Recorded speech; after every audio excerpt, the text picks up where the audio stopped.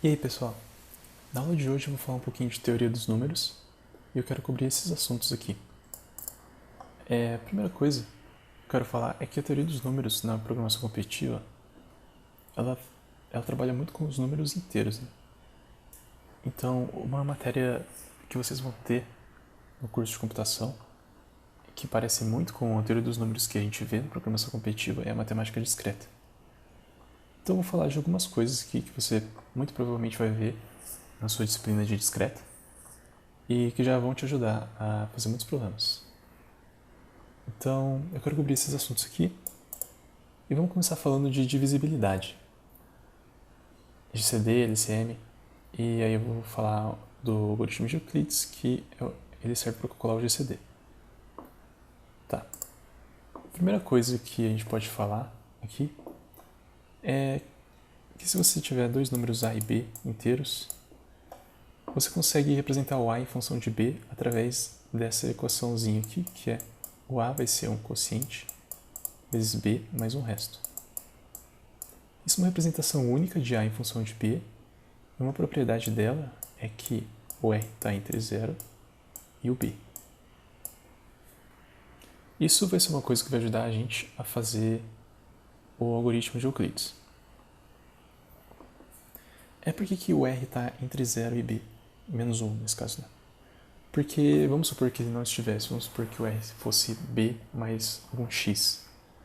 Então, você poderia falar que A é Q mais 1 vezes B, e aí você tiraria B de R, e ele viraria só X, certo? Então, isso é uma representação única de A em função de B. Agora, a gente tem duas operações inteiros, que são o GCD e o LCM.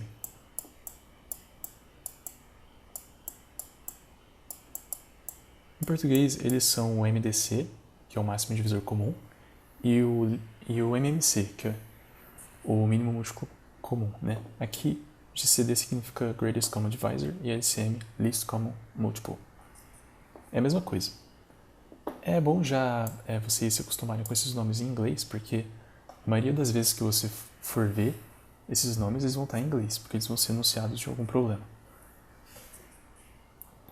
E uma coisa que você talvez não saiba é que o LCM de A e B, ele tem essa equaçãozinha aqui, que ele é A vezes B dividido pelo GCD de A e B. Vou escrever só G para ficar mais simples. Ou seja, se a gente souber calcular o GCD de A e B, a gente também consegue calcular o LCM. E o algoritmo de Euclides é um jeito que eles conseguiram resolver esse problema do GCD. Como é que ele funciona?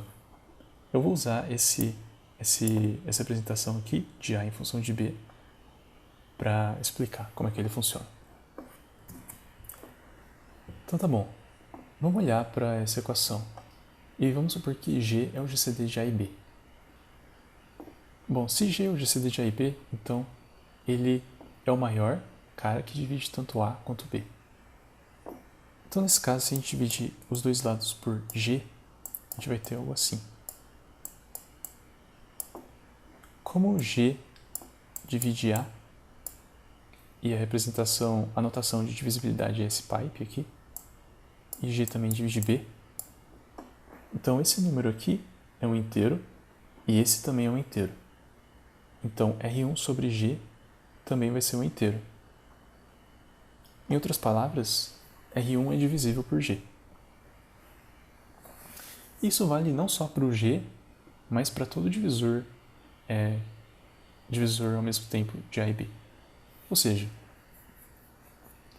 se G é o GCD de A e B, e G também divide R1, então o G também é o GCD de B e R1. Então a gente pode falar que a gente vai escrever de novo isso aqui, e B vai ser escrito como um Q2 vezes R1 mais um R2. E aí a gente vai fazer isso de novo. A gente vai, a cada etapa, se você for perceber, a gente vai diminuindo esse par AB. A gente começa com A com B. Depois, a gente sabe que R1 está entre 0 e B, né? Então, a gente vai decrescer esse par. E o R2 vai estar entre 0 e R1. E uma hora a gente vai chegar em um momento em que um RK, sei lá, vou chamar de A mesmo, em que o A dessa etapa vai ser igual ao B dessa etapa vezes um quociente mais 0. Nesse caso, qual que vai ser o GCD de A e B? Vai ser o próprio B, porque ele é o maior que divide, porque B com certeza divide B e B com certeza divide A, porque A é B vezes algum quociente e o resto dele é 0, né? Então esse é o algoritmo de Euclides. A cada etapa eu vou reescrevendo o GCD e quando eu chegar no resto zero, aí eu faço mais uma etapa. E aí eu vou ter que B é um 0 vezes um quociente. E aí nesse caso eu retorno esse cara. Vamos fazer uma função aqui. Eu vou fazer o caso base. O A para mim vai ser o cara da esquerda. E o B vai ser esse cara aqui. Então, se B for igual a 0, eu vou retornar A. Se não, eu retorno o GCD de o A vai virar o B e o B vai virar o resto de divisão de A por B. Ou seja, A mod B. Esse é o algoritmo de Euclides. É muito importante você saber como ele funciona, e por isso eu expliquei aqui. Mas, se você quiser usar esse GCD em algum programa, você pode usar o built-in do C, que é underline GCD. Então, só vamos ver se ele está funcionando direito. Eu vou imprimir o GCD built-in e o GCD que eu escrevi com vocês para esses valores 9 e 12 aqui. E vamos ver se dá igual.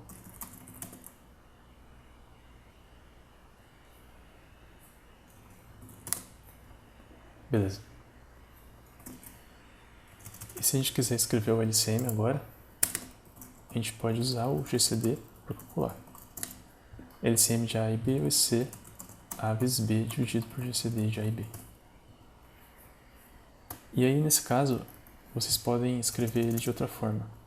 Se vocês escreverem ele assim, vocês evitam o overflow. Porque às vezes, se o A e o B forem muito grandes, o A vezes B vai dar overflow. Mas se você dividir, e você sabe que GCD de A e B divide A, se você dividir antes, aí fica tudo certo. Agora eu vou falar sobre o Teorema Fundamental da Aritmética, que é o TFA. Que basicamente significa que qualquer número n maior do que 1, pode ser escrito como uma representação de produto de primos. Então, é um primo 1 elevado a 1 expoente 1, vezes um primo 2 elevado a 1 expoente 2, e assim vai até um primo k elevado a 1 expoente k. Essa representação é única e sempre existe para todo n maior do que 1. É isso que o teorema fala. E ela é uma representação muito conveniente quando a gente fala sobre GCD, LCM e outras coisas também. Por exemplo, nesse tipo de representação, um número A dividir o número B significa que para cada primo, o expoente desse primo no A tem que ser menor ou igual ao expoente correspondente no B. Se isso for verdade, A divide B. E é um C somente C. Então, A divide B, C e somente C, cada expoente do primo de A é menor ou igual ao expoente correspondente no primo de B.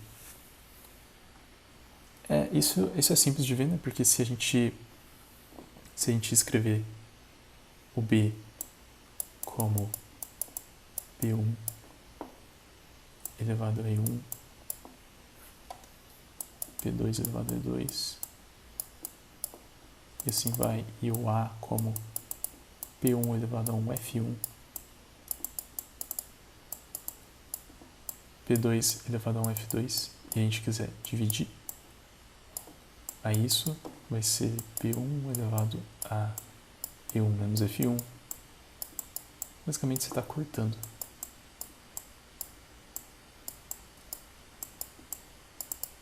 Então a divisão vira subtração de expoentes só. Tá, então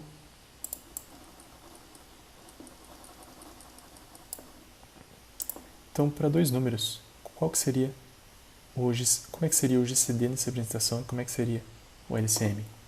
Eu vou escrever um exemplo aqui, que o A vai ser 2 elevado a 2 vezes 3 elevado a 4, 5 elevado a 2. O B vai ser 2 ao cubo vezes 3 vezes 7. Agora o GCD de A e B, ele é o maior número que divide tanto A quanto B. Então ele é o maior número que, para cada primo, o expoente dele é menor ou igual aos 2. Então nesse caso, vou chamar o GCD de G. Como o expoente tem que ser menor ou igual aos 2, então ele vai ter um 2 e a gente vai pegar o expoente que é o mínimo dos dois. Vai ser um 2 elevado a 2 vezes um 3, mínimo de 1 e 4, vezes 5, eu tenho um 5 elevado a 0 escondido aqui, então vai ser 5 elevado a 0, e aqui vai ser um 7 elevado a 0.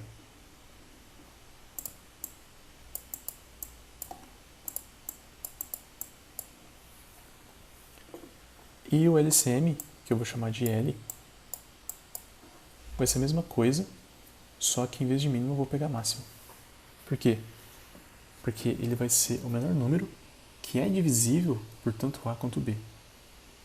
Então, se A dividir B, se para cada expoente dos primos em A, esse expoente é menor ou igual ao primo correspondente em B, B é múltiplo de A, se para cada primo o expoente em B é maior ou igual ao expoente correspondente em A. Então, no LCM, eu quero achar o menor, que é divisível tanto por A quanto por B. Então, ele tem que ser o menor, que é maior ou igual ao expoente correspondente. Ou seja, ele vai ser o máximo. Então, aqui eu vou pegar 2 ao cubo, 3 à quarta, 5 ao quadrado e 7. É muito simples, então, calcular o GCD e o LCM. Uma outra coisa que a gente consegue ver nesse tipo de representação de N é que, e nessa forma de ver divisibilidade, é que um divisor vai ser qualquer número que tem essa mesma representação com expoentes menores ou iguais. Então, por exemplo, vamos calcular a quantidade de divisores desse A aqui. Para o 2 eu posso ter qualquer número entre 0 e 2. Então eu tenho 3 opções. Para o 3, qualquer número entre 0 e 4. Então eu tenho 5 opções. Aqui eu vou ter 3 opções e aqui eu vou ter 2 opções. E com isso, eu consigo calcular quantos divisores o A tem. Isso, inclusive, se eu não me engano, era um problema que caiu em algum round aí.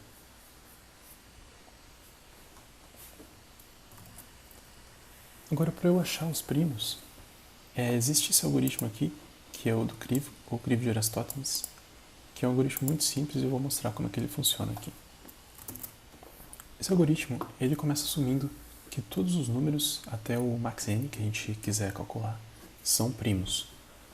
E aí ele vai passando do 2 até o último e vai falando que os múltiplos desse número não são primos. Então, ele vai começar assim.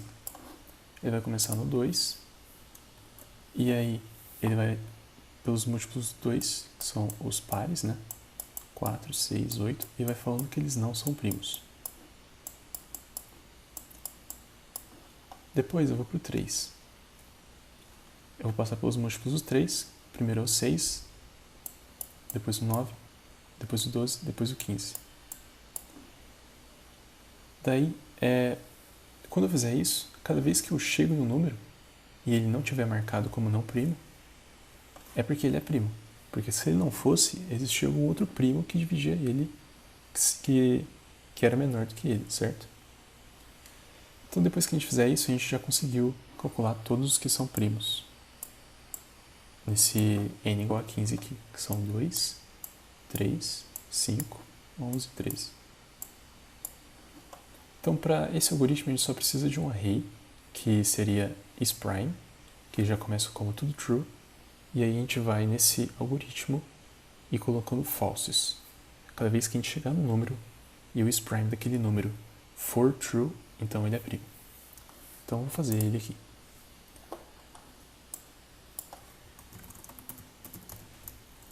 Vamos colocar aqui o nzão, que vai ser o máximo primo que a gente quiser calcular. Ou seja, a gente vai calcular todos os primos de 2 até esse nzão. E aí vamos fazer ele retornar um vector int, que vai ser os primos que a gente achou.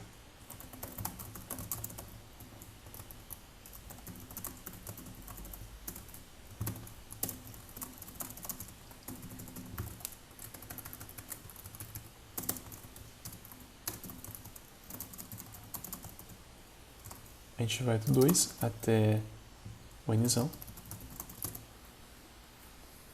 Vou ter menor ou igual. E aí, se a gente chegou no número e ele não é primo,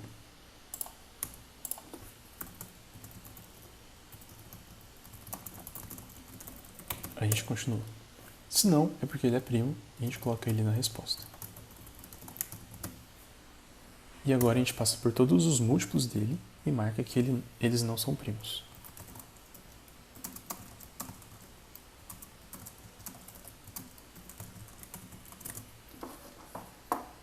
Quando a gente faz esse j mais igual aí, a gente sabe que ele está passando só pelos múltiplos. E aí a gente fala que isPrime de j é falso.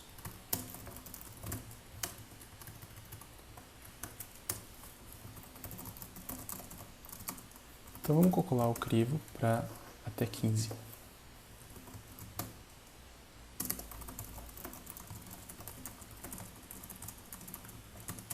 Então eu vou imprimir todos os primos de 2 até 15. E é para ser aqueles que a gente calculou ali no desenho. Tá, tem alguma coisa errada? Ah, eu esqueci de falar que todos os números começam como primo.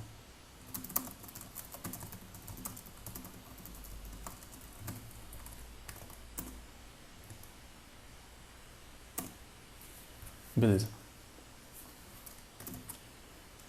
Mas você pode ver aqui no algoritmo que a gente tem um for dentro de outro.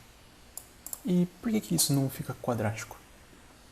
Porque a gente sabe que se a gente colocar tipo 10 a sexta aqui, 10 a quinta, 10 a quinta já é bom o suficiente. Se colocar um 10 a quinta, ele ainda vai rodar rápido. Vai imprimir todos os primos que ele achou até 10 a quinta. Mas por que ele não fica quadrático então? Bom, cada vez que esse for aqui de dentro rodar, a primeira vez que ele rodar, ele vai passar por n sobre 2 números diferentes. Porque ele vai andar de 2 em 2. A segunda vez, ele vai andar de 3 em 3, então ele vai passar por n sobre 3. Então a complexidade disso aqui vai ser n sobre 2 mais n sobre 3. E assim vai até n sobre n. Então isso vai ser, a complexidade disso vai ser a somatória de i igual a 1 até n de n sobre i. Isso você vai aprender em discreta ou em cálculo 4, que é igual a gente pode tirar esse n do somatório, vai ficar n vezes o somatório de i igual a 1 até n, de 1 sobre i. Isso é n vezes o número harmônico de i, que é essa soma aqui. Porque essa soma ela vai convergir para um número pequeno, que vai ser na ordem de ln de i. Na verdade, ln é um upper bound. Você vai aprender no cálculo 4 que ele vai ser um upper bound.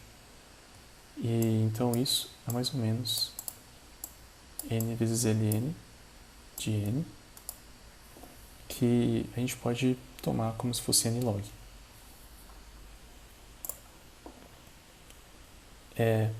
E uma coisa bem importante desse algoritmo, então, é que ele não só serve para calcular os primos, mas ele aparece em muitos outros problemas. Em muitos outros problemas você tem que ter um for dentro de outro, e esse for vai incrementando os passos que ele dá. E isso você tem que saber que é n log, porque isso vai te ajudar muito em vários problemas. Não só serve só no crivo.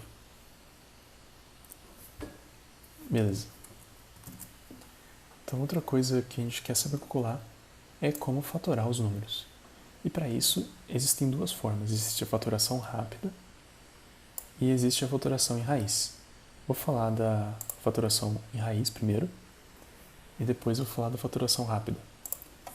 Fatoração em raiz é uma fatoração que você passa por todos os números de 1 até n e aí você vai adicionando os divisores primos desse número. Mas você só precisa de uma otimizaçãozinha que você não precisa ir de 1 até n. Você pode ir até a raiz. E eu vou explicar por quê. Você só precisa ir até a raiz porque para qualquer número n, se você olhar para os divisores desse n, os divisores sempre vêm em pares. Então vamos olhar para o 12. Os divisores do 12 são 1 e 12. 2 e 6 e 3 e 4. O 1 é o reflexo do 12 e o 12 é o reflexo do 1. E assim é com o 2 e o 6, com o 3 e o 4. O reflexo é porque esse divisor vezes esse dá o próprio 12. E uma coisa interessante disso é que 1 é sempre menor do que a raiz do n e o outro é sempre maior. Na verdade, menor ou igual ou maior, e maior ou igual. Isso porque se os dois fossem maiores, então o n seria maior, né? Ou se os dois fossem menores, o n seria menor. Então, com isso, a raiz de n divide os pares de números. E você pode usar essa propriedade tanto para calcular os divisores dos números, que eu vou mostrar depois, como para fatorar um número.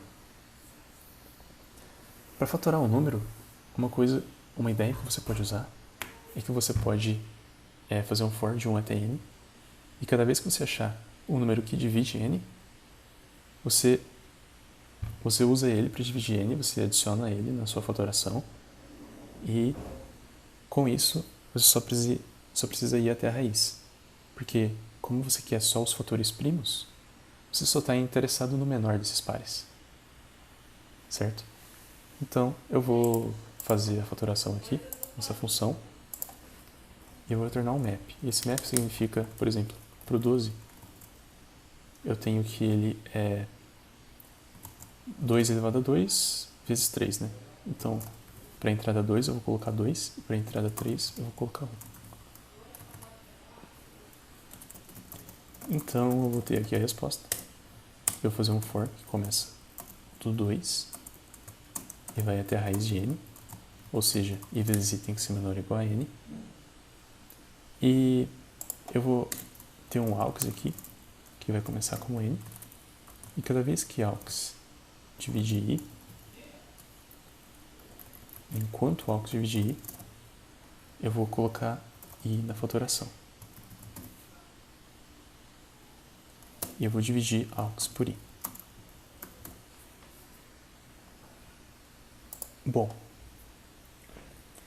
Isso aqui já é suficiente para calcular a fatoração do 12, né? Então vamos retornar essa resposta. Eu vou imprimir essa resposta para o 12.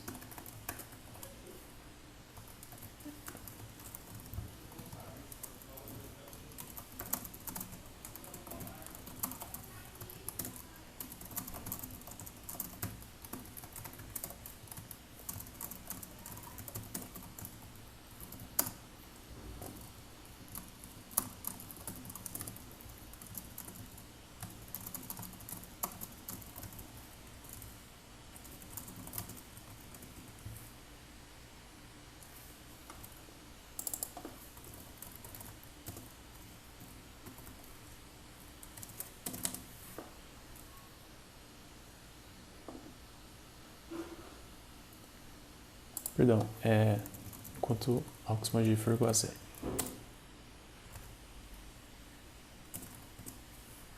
Então beleza, ele conseguiu fatorar o 12 certo.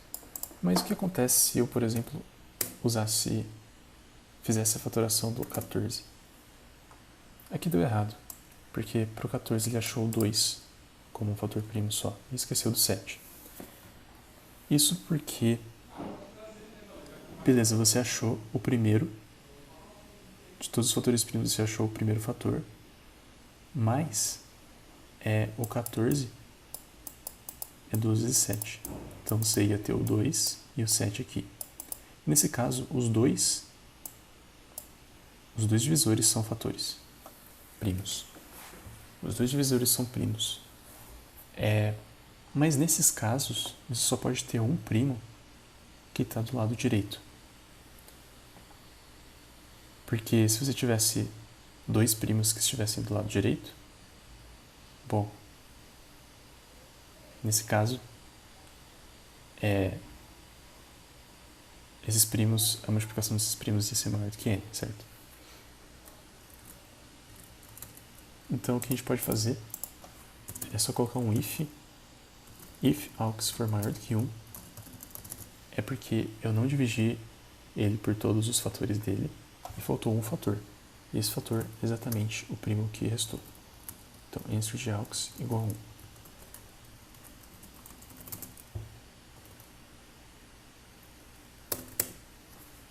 Agora funcionou. Então essa é uma forma de fatorar n em raiz. Mas agora eu vou ensinar uma forma mais rápida, que é a fatoração rápida. Bom, primeiro, por que isso aqui é uma fórmula lerda? Vamos supor que você tem um problema que você precisa fatorar todos os números de um array. E os números podem ir até 10 a 12. Então você iria precisar passar para cada número desse array, que vamos supor que tem 10 a quinta números, por 10 a sexta, que é a raiz de 10 a 12. E isso pode dar TL. Bom, para fazer a fatoração rápida, a gente só precisa olhar para uma propriedade aqui, que é, se a gente representar o n como esse produto de primos, então, para achar um fator desse primo, a gente pode achar o primeiro fator, e a gente só precisa saber, então, o menor fator primo que divide esse n. Então, se a gente souber o menor fator primo que divide esse n, a gente fala que n vai ser n dividido por esse fator primo. A gente vai para P1 elevado a E1 menos 1. E aí a gente divide de novo por P1 e assim vai até que a gente ache 1. E com isso a gente acha todos os fatores primos. Então a gente só precisa saber, para cada número, qual que é o menor fator primo que divide ele. Isso é simples de fazer e é só uma alteração no algoritmo do crivo. Então eu vou fazer aqui.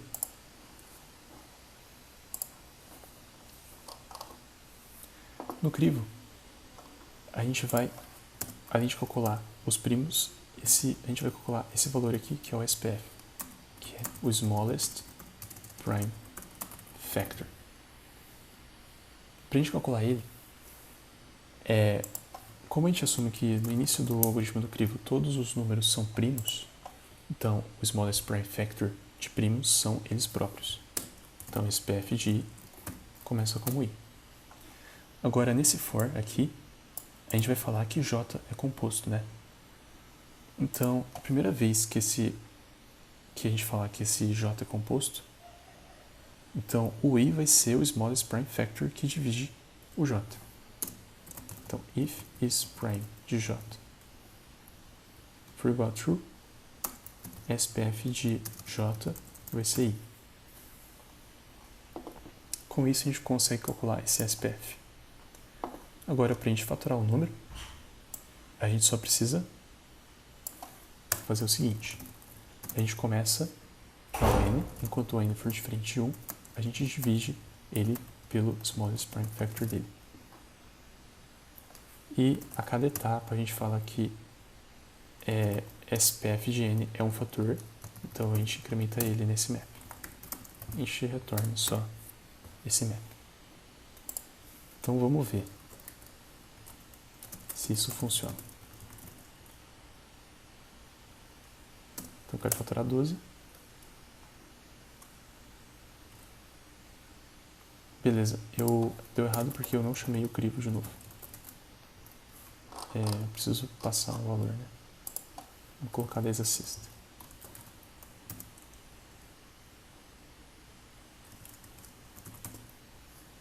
Então vamos fatorar 12. Deu certo, vamos fatorar 14.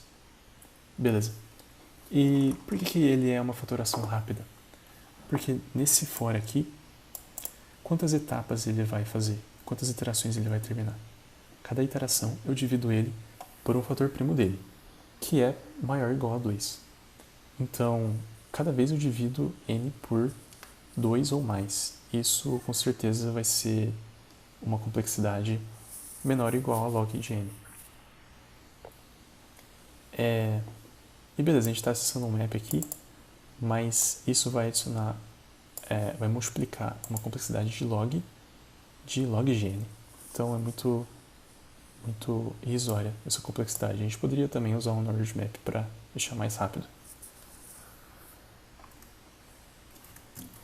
Então, além disso, a única coisa que faltou falar é como encontrar todos os divisores de um número. E o jeito que você faz isso é usando essa ideia da fatoração em raiz, que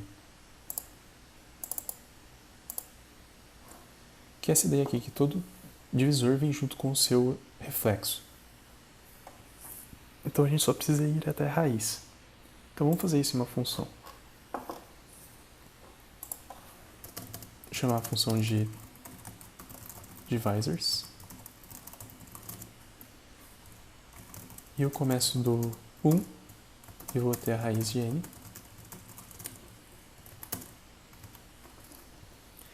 E aí, se i for um divisor de n, ou seja, se n mod i for igual a 0, eu vou ter a resposta aqui, eu adiciono i na resposta.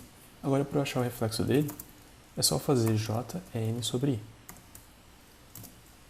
i. E se j for igual a i, que é o caso de quando i é a raiz exata de n, eu não preciso colocar duas vezes, então eu preciso fazer um if. Se j for diferente de i, eu adiciono j.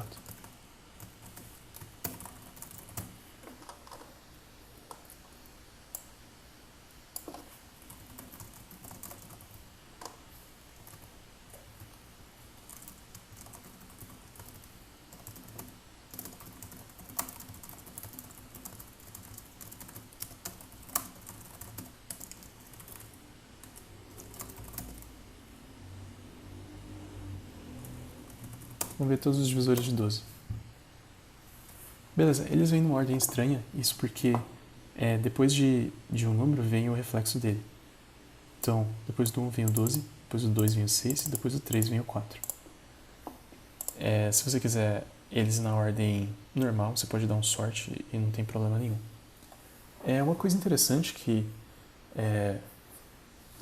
às vezes é legal você saber é que para um número n, existem mais ou menos uma raiz cúbica de n divisores. Então, o número de divisores de um número n é na ordem de raiz cúbica dele. E você precisa de raiz quadrada de iterações para achar todos os divisores. Mas, às vezes, é bem legal saber que existem na ordem de raiz cúbica de n divisores. do número n. Uma coisa que eu acho que eu esqueci de falar, quando eu estava falando de GCD aqui, em vários programas você vai ver que você vai ver a notação de coprimo. Aliás, você vai ver essa palavra coprimo. O que significa A ser coprimo a B? Significa que o GCD de A e B é 1. E esse GCD igual a 1 aparece várias vezes, aparece na função de Euler também, aparece quando vocês forem ver sobre grupos, sobre aritmética modular. Então por isso que existe essa palavra coprimo. Mas ela significa que se A e B forem coprimos, quer dizer que o GCD deles é 1. Então é isso que eu queria falar, esses são os assuntos que eu cobri. No Contest eu acho que vocês vão encontrar coisas nesse estilo. Então, obrigado por assistirem. Qualquer dúvida pode deixar nos comentários. E até mais.